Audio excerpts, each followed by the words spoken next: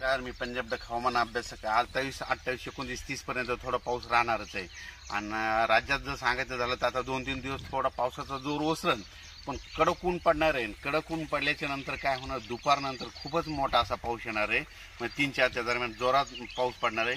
सर्व दूर नसणारे भाग बदलत पडणार आहे, म्हणून हा अंदाज लक्षात येतो. राज्यात सांगायचं झालं तर आपण एक अंदाज सांगितला होता की 1 सप्टेंबरपर्यंत जायकवाडी धरण 50% भरल. तर तुम्हाला एक सगळ्या शेतकऱ्याला आनंदाची बातमी सांगतो की जायकवाडी धरण 56% झालंय, म्हणजे 56% भरलं. आणि परत एक आनंदाची बातमी सांगतो की 5 सप्टेंबरपर्यंत जायकवाडी धरण जवळपास 78 ते 79% जाईल.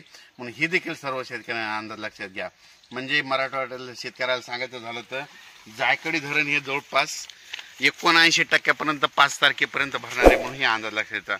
आता सर्व शेतकऱ्याला सांगू इच्छितो की राज्यामध्ये उत्तर महाराष्ट्र, धुळे, नंदुरबार, जळगाव, नाशिक, सटाणा, मालेगावपर्यंत 30 ऑगस्टपर्यंत भाग बदलत पाऊस राहील, म्हणून हे अंदाज लक्षात येतात.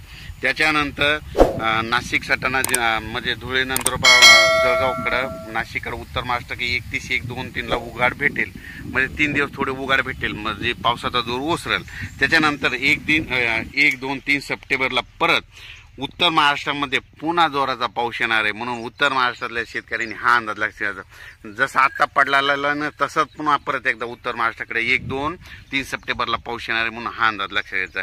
त्याच्यानंतर आता विदर्भ मराठवाड्याकडे बघू. विदर्भ मराठवाड्याच्या शेतकऱ्याला सांगू इच्छितो की विदर्भामध्ये